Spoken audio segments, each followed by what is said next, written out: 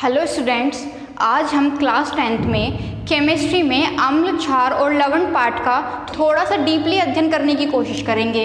हम शुरू करते हैं अम्ल से। अम्ल में आगे बढ़ने से पहले मैं आपको 2-3 टर्म्स क्लियर कर देती हूँ जिनका इस्तेमाल हम इस पाठ में बार बार करेंगे। जैसे H पॉजिटिव आयन, इसको आप धनायन, प्रोटॉन या फिर हाइड्रोजन आयन भी कह देंगे। सेकेंडली हम बात करते हैं OH नेगेटिव आयन की, इसको हम हाइड्रोक्साइड आयन कहेंगे। इनको आयन कहने के लिए ये ज़रूरी है कि इनके ऊपर कोई ना कोई आवेश हो। ये मैटर नहीं करता वो धनावेश है या ऋणावेश है, अगर इनके ऊपर कोई चिन्ह आया हुआ है तो आप उस तत्व को उसकी आयन फॉर्म में पा रहे हैं। अब बात करते हैं अम्ल की परिभाषा की।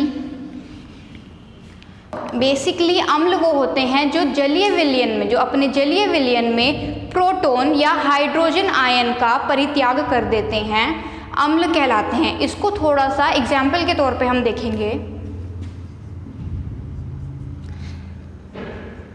HCl, इसको बोलते हैं हाइड्रोक्लोरिक अम्ल।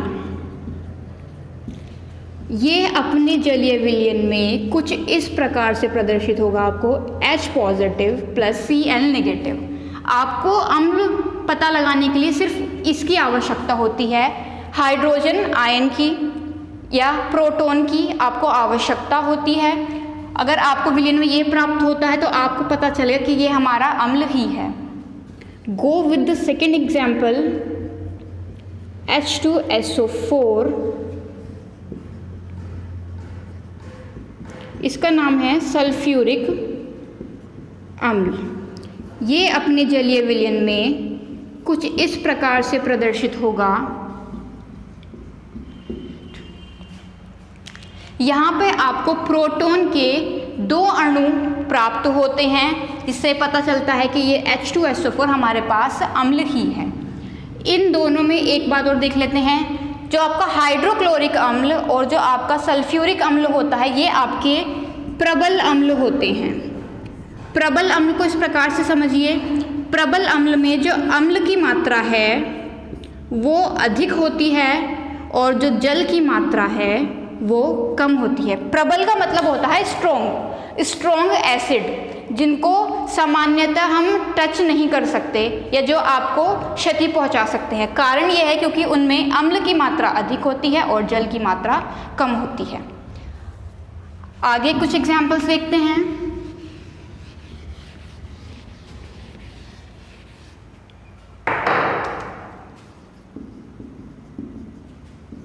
HNO3, इसको हम नाइट्रिक अम्ल बोलते हैं। नाइट्रिक अम्ल ये अपने जलीय विलयन में कुछ इस प्रकार से प्रदर्शित होगा। आपको यहाँ पर भी एक प्रोटॉन प्राप्त हो रहा है, जिससे ये सिद्ध होता है कि ये HNO3 एक अम्ल है। Go with the last example, इसको हम बोलते हैं एसिटिक एसिड या एसिटिक अम्ल।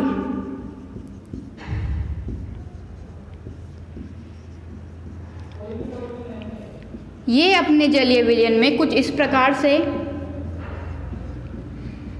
प्लस का H पॉजिटिव, तो यहाँ पर भी आपको एक प्रोटॉन प्राप्त हो जाता है, जिससे आपको पता चल जाता है कि ये हमारे अम्ल हैं। अब इन दोनों अम्लों की भी एक बात है खास, वो है कि ये दुर्बल अम्ल कहलाते हैं। दुर्बल अम्ल, दुर्बल मतलब डाइल्यूट, और प्रबल का मतलब कंसंट्रेट। दुर्बल में अम्ल की जो मात्रा है वो कम होती है और जो जल की मात्रा है वो ज़्यादा होती है।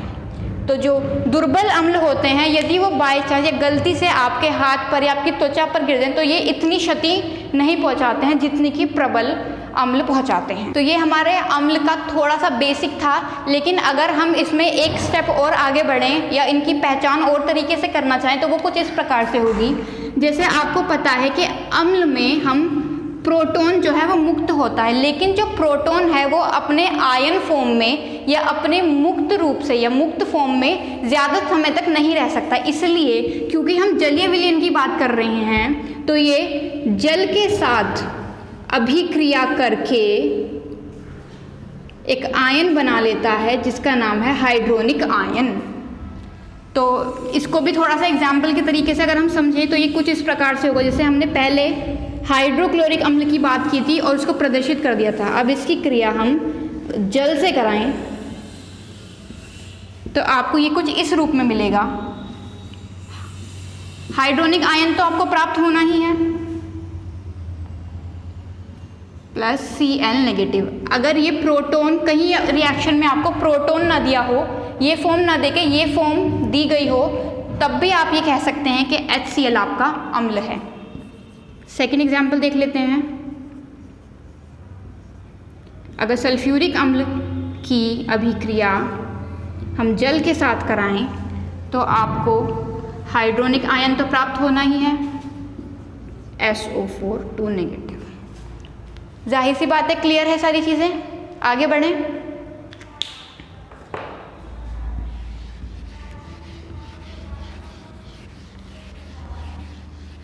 अब हम अम्ल के कुछ गुणों के बारे में देख लें कि इनका भौतिक स्वभाव किस प्रकार से होगा या थोड़ा सा रासायनिक स्वभाव किस प्रकार से होगा। तो हम अम्ल के गुणों की बात करते हैं।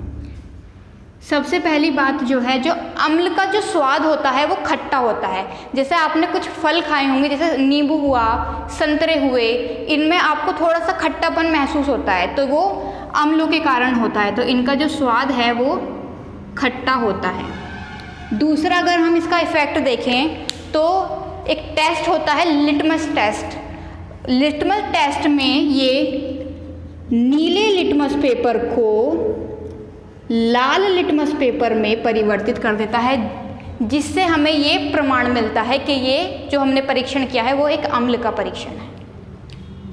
तीसरा, अगर हम लोग देखें तो अगर आप किसी भी अम्ल की क्रिया क्षार के साथ कराते हैं तो आपको लवण और साथ में जल प्राप्त होता है। ये इसके रासायनिक गुणों में आ जाएगा। इसको एग्जाम्पल के तौर पर अगर हम देखना चाहें तो अम्ल ले लेते हैं हम HCl हाइड्रोक्लोरिक अम्ल, क्षार ले लेते हैं हम NaOH सोडियम हाइड्रोक्साइड में नाम लिख, हाइड्रोजन क्लोराइड, और ये होगा आपका सोडियम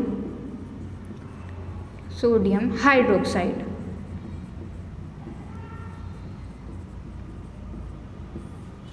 जब आप देखिए, आपने अम्ल ले लिया, आपने क्षार ले लिया, तो आपको एक लवण बनाना है। तो लवण यहाँ से तो कैसे मिल जाएगा? सोडियम के साथ क्लोरीन जाए और H के साथ OH जाए। तो पहले H के साथ अगर OH चला जाए तो आपको जल प्राप्त हो जाता है, क्योंकि हम ये कुछ इस प्रकार से होगा H पॉजिटिव और OH नेगेटिव। तो इससे आपको जल प्राप्त हो गई। अब बचा क्या हमारे पास? सोडियम और क्लोरीन। ये हो जाएगा NaCl, ये हो गया आपके पास सोडियम क्लोराइड।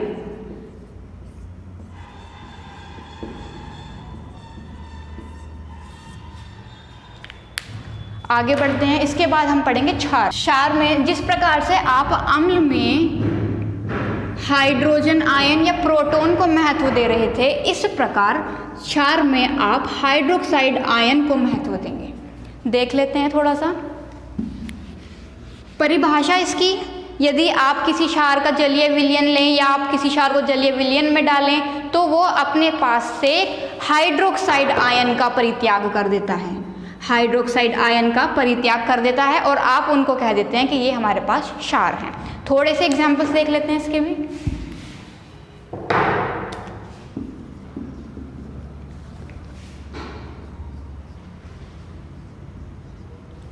इसको सोडियम हाइड्रोक्साइड,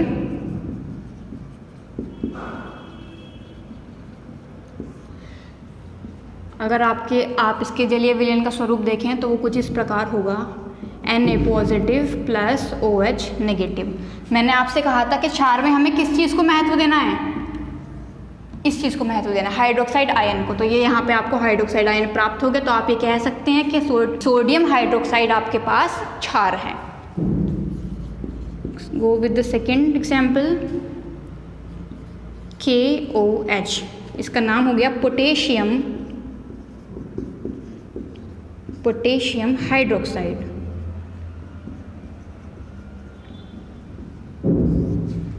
इसके जलीय विलयन का स्वरूप कुछ इस प्रकार से होगा, K positive plus OH negative. आपको क्या चाहिए यहाँ पे? हाइड्रोक्साइड आयन जो हमें प्राप्त हो चुका है, तो हम कह सकते हैं कि KOH हमारा एक क्षार है।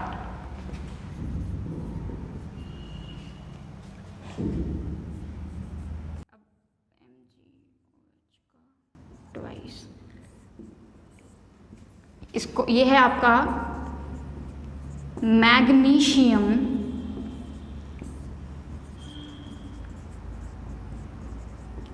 Magnesium hydroxide. इसके जलीय विलयन का स्वरूप Mg2 positive plus 2OH negative. इसका मतलब यहाँ पर आपको हाइड्रोक्साइड आयन के 2 अणु प्राप्त हो गए हैं, लेकिन हमें तो सिर्फ हाइड्रोक्साइड आयन से मतलब है, तो हम इसको कह सकते हैं कि MgOH का होल ट्वाइस ये भी हमारा एक क्षार है। अब कुछ चीज़ें मैं आपको यहाँ पर क्लियर कर देना चाहती हूँ। ये जो एरो आपको दिख रहे हैं, अभी तक आपने शायद एरो इस प्रकार से देखे हों। ये जो एरो इस प्रकार से हैं, इनको हम रिवर्सिबल का साइन बोल देते हैं। इसका मतलब ये है कि जो आपकी अभिक्रिया है, ये जो अभिक्रिया है वो 2 प्रकार से चल सकती है। एक वो इस प्रकार से चल सकती है। इस प्रकार से चलने का मतलब है कि अगर वो NaOH की फॉर्म में है तो वो टूट कर Na पॉजिटिव और OH नेगेटिव में बदल गई। ये हुआ इसकी इस वाले एरो की बात। अब वापस आने की बात अगर हम करें, इस एरो की बात करें, तो अगर ये Na पॉजिटिव और OH नेगेटिव की फॉर्म में है तो ये वापस मिलके NaOH भी हो सकता है। इसका मतलब अभिक्रिया आपकी A to B भी जा सकती है और B से A भी जा सकती है, तो इसमें कंफ्यूज होने की ज़रूरत नहीं है। जो अभिक्रियाएं केवल A इट गिव्स B इस प्रकार की होती हैं, इसका मतलब ये कि अभिक्रिया A से B ही जाएगी, A से B ही जाएगी, B से A नहीं जा सकती। तो ये बात क्लियर है। आगे बढ़ते हैं, कुछ 1-2 एग्जाम्पल्स हम लोग और देख लेते हैं। जैसे एल्यूमिनियम हाइड्रोक्साइड,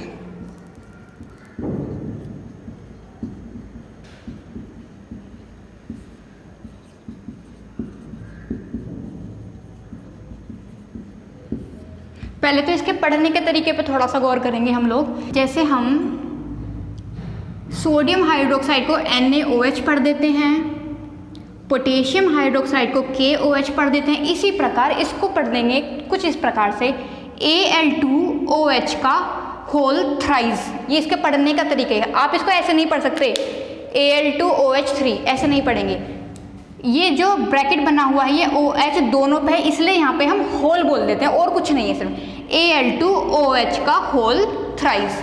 इसके जलीय विलयन का स्वरूप देख लेते हैं। ये हो जाएगा आपके पास Al2 पॉजिटिव, इसके 2 अणु हैं तो यहाँ पर 2 अणु लिख देते हैं हम, प्लस OH एक नेगेटिव, इसके यहाँ पे 3 है हमारे पास, तो यहाँ पे हमने 3 अणु बना दिए। नेक्स्ट एग्जाम्पल देखते हैं हम इसका नाम हो जाता है अमोनियम हाइड्रोक्साइड।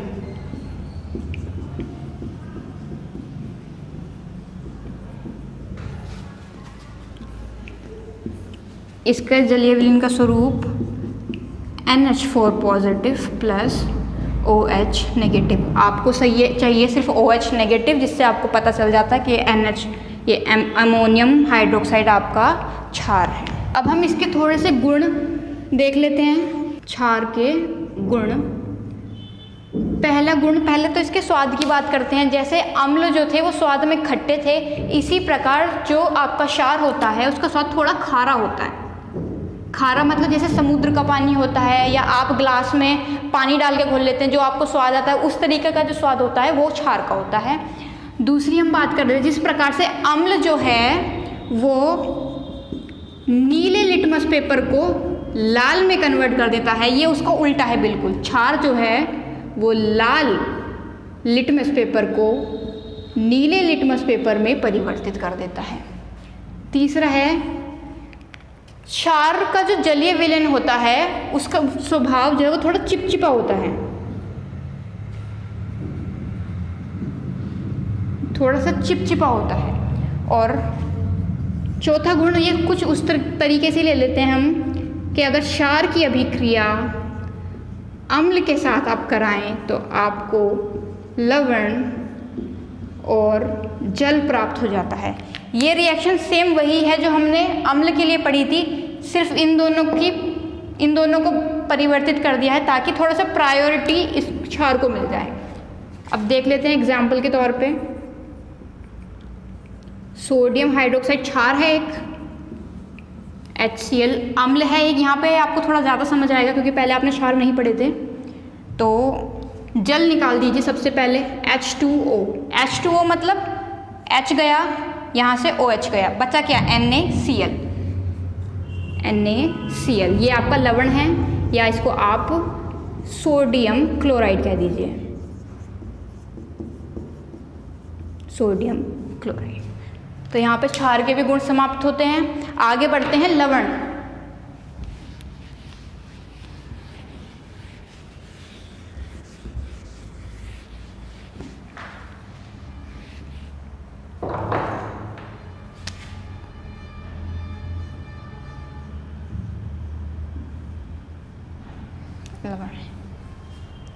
लवण आपने आज की क्लास में जो लवण पढ़ा है, आपने सिर्फ इतना पढ़ा है कि एक अम्ल की क्रिया क्षार के साथ करा दें तो हमें लवण मिल जाता है। अम्ल की क्रिया क्षार के साथ करा दें तो हमें लवण और उसके साथ में जल प्राप्त हो जाता है। इसको प्रायोरिटी मान के चलते हैं। लेकिन मैं एक चीज़ और आपको बता देना चाहती हूँ कि अम्ल के लिए हम लोग ये देख रहे थे कि हाइड्रोजन आयन या प्रोटॉन होना आवश्यक है। क्षार के लिए आप ये देख रहे थे कि हाइड्रोक्साइड आयन होना आवश्यक है। लेकिन बात अब मेन बात अम्ल और क्षार की ना होकर हम लवण की बात कर रहे हैं। तो मैं अम्ल के स्थान पे कोई धनायन, ये A पॉजिटिव मान लेते हैं इस H पॉजिटिव की जगह पे, OH नेगेटिव की जगह पर हम कोई B नेगेटिव मान लेते हैं। अगर आप इन दोनों की भी अभिक्रिया कराएं, बस वो अम्ल होना चाहिए और वो क्षार होना चाहिए, तब भी आपको लवण ही प्राप्त होगा। ये बात क्लियर है? इस प्रकार से भी आपको लवण प्राप्त हो रहा है और इस प्रकार से भी आपको लवण प्राप्त हो रहा है। थोड़ा सा एग्जाम्पल के तौर पे अब देख लेते हैं। Start with the first example, NaCl sodium chloride है, सोडियम क्लोराइड। अगर आप इसका जलीय विलयन का स्वरूप देखें तो ये कुछ इस प्रकार से होगा, Na positive plus Cl negative. मैं जो आपको वो बात बताई थी वो यहाँ समझ आएगी आपको। क्या यहाँ पे पॉजिटिव की जगह पे हाइड्रोजन है? नहीं। यहाँ Cl की जगह पे क्या आपको OH नेगेटिव मिल रहा है? नहीं। कहने का मतलब ये है कि धनायन के रूप में H भी हो सकता है, इसके अलावा भी कुछ हो सकता है। नेगेटिव के स्थान पे OH नेगेटिव भी हो सकता है, Cl नेगेटिव भी हो सकता है। बात यहाँ प्रायोरिटी हमें अब लवण को बनाने में देनी है, अम्ल और क्षार के उस पर अभी इतना नहीं जाएंगे। दूसरा एग्जाम्पल देख लेते हैं, ZnSO4।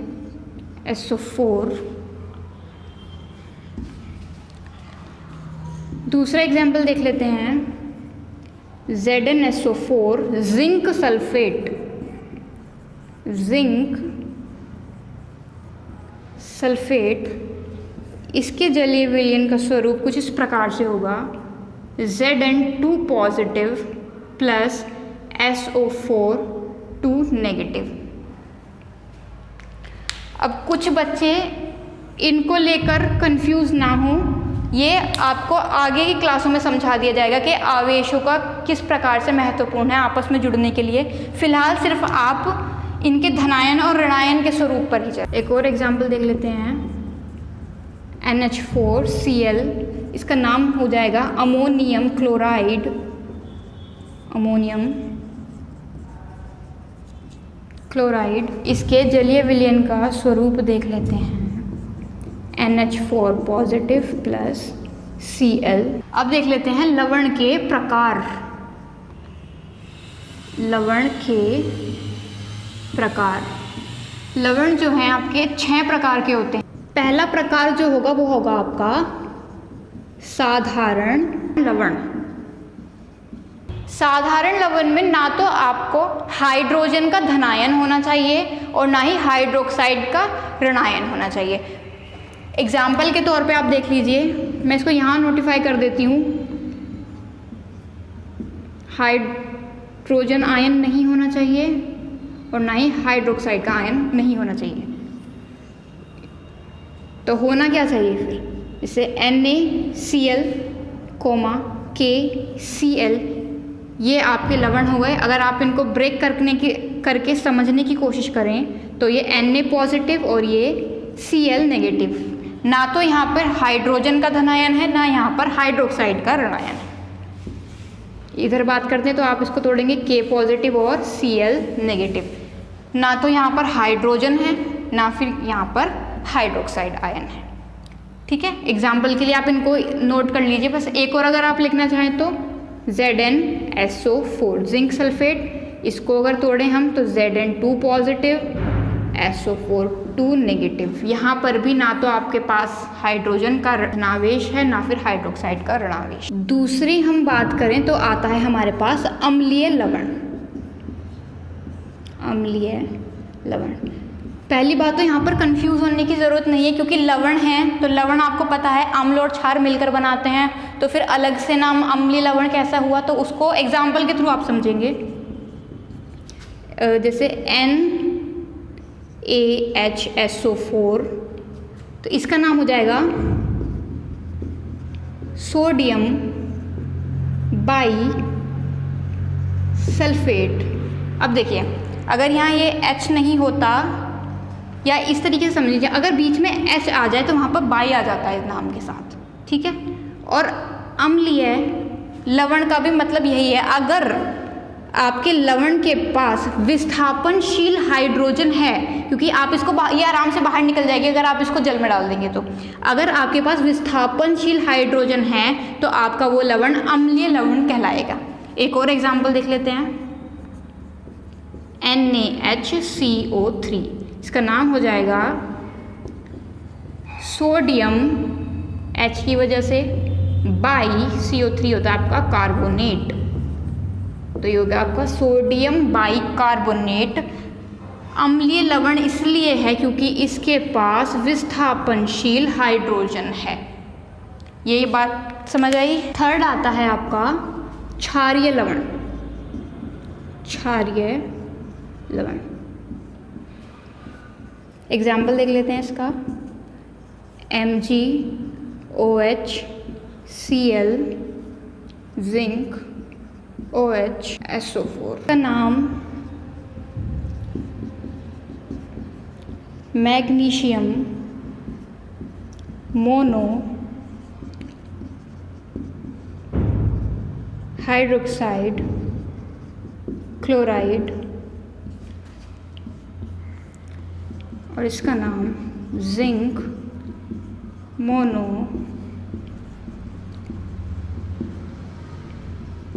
Hydroxide sulphate. अब देखिए, जैसे पहले NaHCO3 का देख लेते हैं। आपने सोडियम बाई कार्बोनेट इसको कह दिया था, यहाँ पे बाई का इस्तेमाल ना करके हम OH के लिए मोनो हाइड्रोक्साइड का इस्तेमाल करें। मोनो का मतलब होता है एक, इसलिए बार बार यहाँ पर मोनो हाइड्रोक्साइड शब्द इस्तेमाल किए गए हैं, जैसे magnesium mono hydroxide chloride, zinc mono hydroxide sulphate, इस तरीके से। तो इसको क्षारीय लवण इसलिए ही कहा जा रहा है क्योंकि हमारे पास विस्थापनशील हाइड्रोक्साइड है, इसलिए हम इसको क्षारीय लवण कह रहे हैं। सेम बात यहाँ है, क्योंकि इसके पास विस्थापनशील हाइड्रोक्साइड है इसलिए हम इसको क्षारीय लवण। नेक्स्ट होगा आपका द्विक लवण। नाम से ही क्लियर है कि यहाँ पे दो लवणों को आपस में मिलाया गया होगा। बस ध्यान इस बात का रखा जाता है कि इसमें जो उनको एक विशेष अनुपात में मिलाया जाता है। दो लवण हैं, समान लवण होंगे, उनको विशेष अनुपात में, उनके जलीय विलयनों को विशेष अनुपात में जब हम मिलाते हैं तो हमको द्विक लवण प्राप्त होते हैं। इसका बहुत अच्छा एग्जाम्पल है आपका फिटकरी। ये आपको बहुविकल्पीय क्वेश्चन में बहुत बार एग्जाम में मिल जाएगा।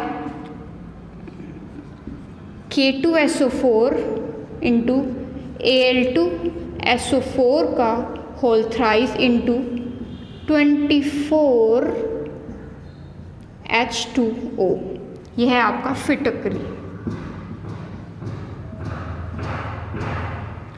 तो एक समान लवण का मतलब समझिए, सल्फेट वाला लवण है, सल्फेट वाला लवण है, इन दोनों को आपस में मिलाया लेकिन विशेष अनुपात में मिलाया, फिर आपका द्विक लवण तैयार हो जाता है। इसका सामान्य नाम फिटकरी। इसको ज़रूर याद कर लें, ये अक्सर आ जाता है। इसके बाद आता है आपका संकर लवण।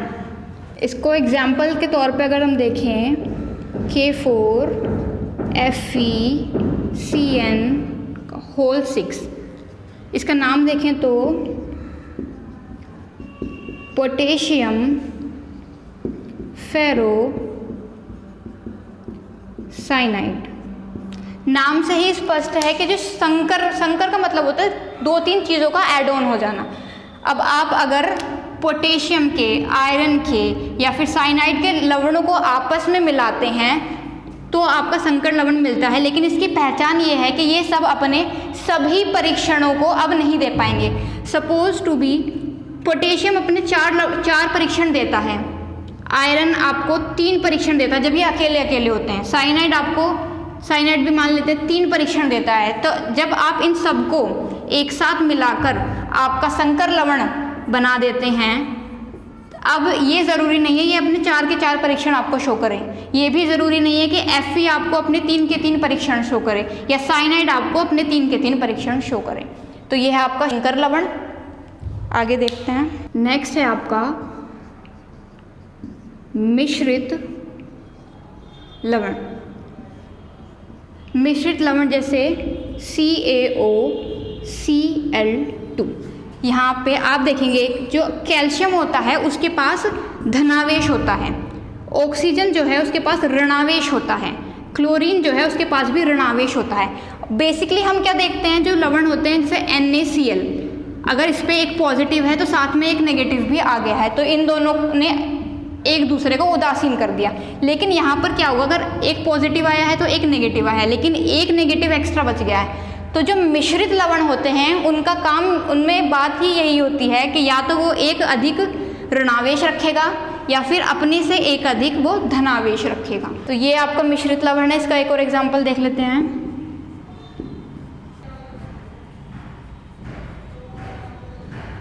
Sodium potassium sulphate. अब देखिए, सोडियम का स्वरूप होता है या स्वभाव होता है कि वो अपने पास एक धनावेश रखता है, पोटेशियम का भी स्वरूप या स्वभाव होता है कि वो अपने पास धनावेश रखता है, और जो सल्फेट है वो आपके पास एक ऋणावेश रखता है।